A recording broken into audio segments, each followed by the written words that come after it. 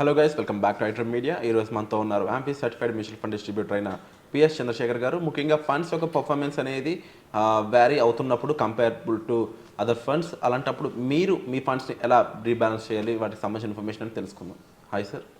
Sir, జనరల్గా మనకి ఏదైనా మ్యూచువల్ ఫండ్ ఇన్వెస్ట్ చేశాక ఒక 6 to 8 months వాటి పర్ఫార్మెన్స్ చాలా పూర్గా ఉన్న టైంలో కంపేర్ టు దర్ పీర్, అంటే అదర్ మ్యూచువల్ ఫండ్స్తో కంపేర్ చేసినప్పుడు మనకి అంత అనిపించినప్పుడు వాట్ వీ షుడ్ డూ, అంటే ఒక ఇన్వెస్టర్ అనేవాడు ఏం చేయాలి ఆ టైంలో? ఇప్పుడు విరాట్ గారు ఫస్ట్ మ్యూచువల్ ఫండ్స్లో ఇన్వెస్ట్ చేసేవాళ్ళు ఎప్పుడు లాంగ్ టర్మ్ రావాలి, లాంగ్ టర్మ్ స్ట్రాటజీ. అంటే ఈక్విటీ బేస్డ్ మ్యూచువల్ ఫండ్స్లో కానీ ఇన్వెస్ట్ చేస్తే it's a long term strategy. మీకు రిటర్న్స్ ఎక్కువ అక్కలేదు అనుకునేటప్పుడు 6%, 7%, 8% కావాల్సి అన్నప్పుడు డెప్ట్ ఫండ్లో వేసుకోవచ్చు, రిస్క్ ఉండదు, పర్వాలేదు.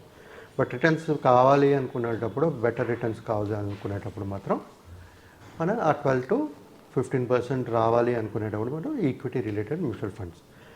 ఈ మ్యూచువల్ ఫండ్స్లో ఇన్వెస్ట్ చేసేటప్పుడు main long term strategy mutual ఫండ్స్లో ఇన్వెస్ట్ చేసేటప్పుడు. సో ఈ లాంగ్ టర్మ్ ఇన్వెస్ట్మెంట్ చేసేటప్పుడు ప్రతి ఒక్కరు ఏంటంటే, నేను 10 years, 12 years, 15 years, 20 years, 25 years తర్వాత నాకు గోల్ పెట్టుకుని ఒక ఇన్వెస్ట్మెంట్ అనేది స్టార్ట్ చేస్తూ ఉంటాం. ఎస్ఐపి కానీ, లంసమ్ కానీ, what ever is mode of investment, ఆ విధంగా మనం ఇన్వెస్ట్మెంట్ చేయిస్తూ ఉంటాం. సో జనరల్గా మేము చెప్పేది ఏంటంటే, ప్రతి ఒక్క ఇన్వెస్టర్కి ఇన్వెస్ట్మెంట్ చేసేటప్పుడు long term strategy minimum 5 to 7 years plus ఉండాలి. అప్పుడే మీకు రిటర్న్స్ పవర్ ఆఫ్ కాంపౌండింగ్ అనేది కనబడుతూ ఉంటుంది అని చెప్తాం. సో ఇప్పుడు ఏం చేస్తారంటే, జనరల్గా ప్రతి ఒక్క కస్టమర్ అన్నీ ఫస్ట్ వింటారు, స్టార్ట్ చేస్తారు. కానీ వాళ్ళు చేసేది ఏంటంటే, ప్రతిరోజు చూస్తారు మార్కెట్, వాళ్ళ ఫండ్ పర్ఫార్మెన్స్లో అన్నేవి అప్స్ అండ్ డౌన్స్, వేరియేషన్స్ చూస్తుంటారు. చూస్తూ ఉండి ఏం చేస్తారు, కొన్ని నెలల ఒక 4-5 months, 6 months అయిన తర్వాత చూస్తారు.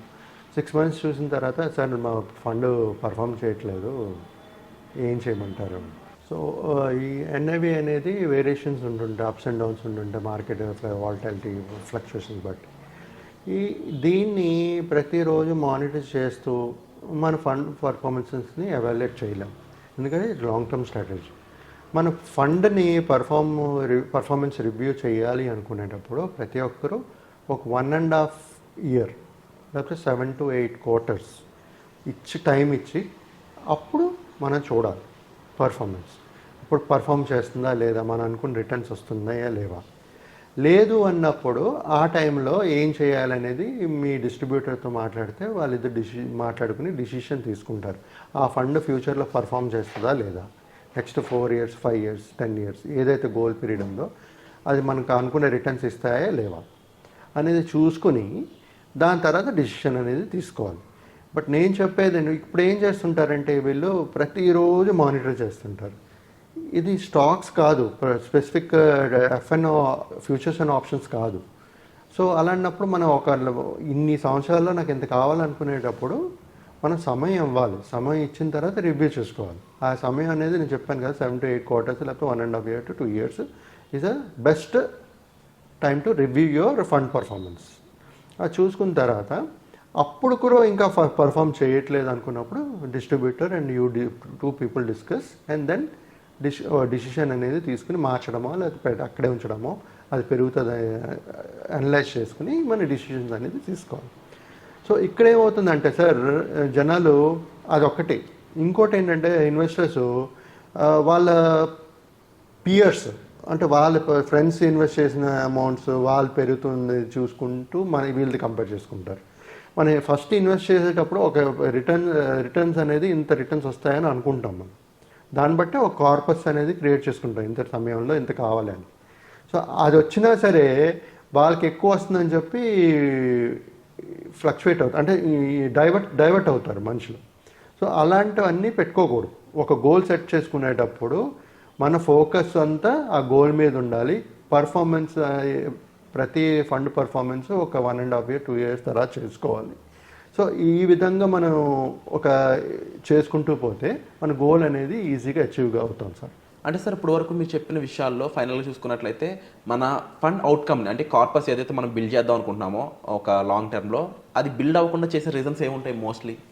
Sir main reasons global factors అయి ఉండొచ్చు ఒకటి, తర్వాత రిసెషన్ అయి ఉండొచ్చు.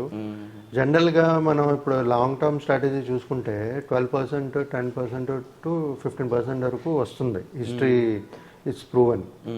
సో ఒకవేళ ఆ కార్పస్ క్రియేట్ అవ్వలేదు అనే రీజన్స్ ఒకటి ఈ గ్లోబల్ ఫ్యాక్టర్స్ కానీ రిసెషన్ కానీ ఉండొచ్చు, లేకపోతే పర్సనల్ ఇన్వెస్టర్ ఇన్కమ్ లేకపోవడం, ఆయన ఇన్వెస్ట్ చేయలేకపోవడం, ఈ అవసరమైతే మార్కెట్ వాలటాలిటీ అయ్యేటప్పుడు కొంచెం స్టెప్అప్ చేయడం, ఇవన్నీ రీజన్స్ అవ్వచ్చు సార్ ఆ కార్పస్.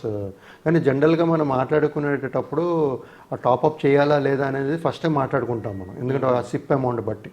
సో అది మేజర్ రీజన్ ఉండదు. ఈ మార్కెట్ వాలటాలిటీ, గ్లోబల్ రిసెషన్, ఈ ఫ్యాక్టర్స్ మేజర్గా ప్లే చేస్తుంది. ప్లస్ ఆబ్వియస్లీ జాబ్ లేదనుకోండి ఇన్ బిట్వీన్, అది కూడా ఆ కార్పస్ అనేది తగ్గుతుంది. బట్ అగైన్ మళ్ళీ జాబ్లోకి వెళ్ళినప్పుడు అప్పుడు ఈ సిప్ టాపప్ అనేది చేసుకుంటే ఆ కార్పస్ అనేది మళ్ళీ అచీవ్ చేయొచ్చు సార్. అండ్ ఒక ఫండ్ డిస్ట్రిబ్యూటర్గా మిమ్మల్ని కలిసినప్పుడు ముఖ్యంగా మీరు సజెస్ట్ చేసే ఫండ్స్ కానీ లేకపోతే వాళ్ళ యొక్క రీజన్ ఏముంటుంది? జనరల్గా నాకు 2 కోట్లు కావాలి సార్, 3 కోట్లు కావాలి సార్ అని అంటూ ఉంటారు definitely. But most of the reasons ఏంటంటే కన్సిస్టెన్సీ.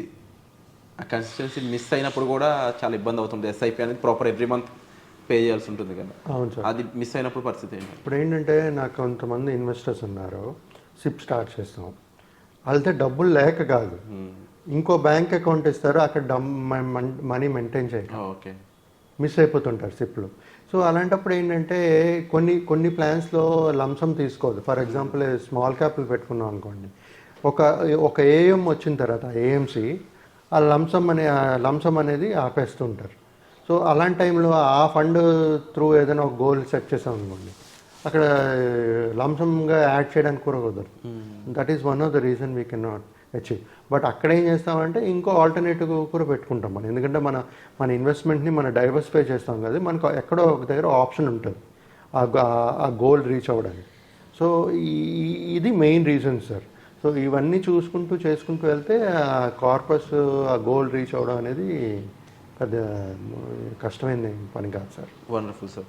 సో తప్పకుండా దీనికి సంబంధించిన మరిన్ని వివరాల కోసం మీ డిస్ప్లే అవుతున్న నెంబర్స్ కాల్ చేసి సార్తో మాట్లాడచ్చు. Thank you so much sir. Thank you అండి.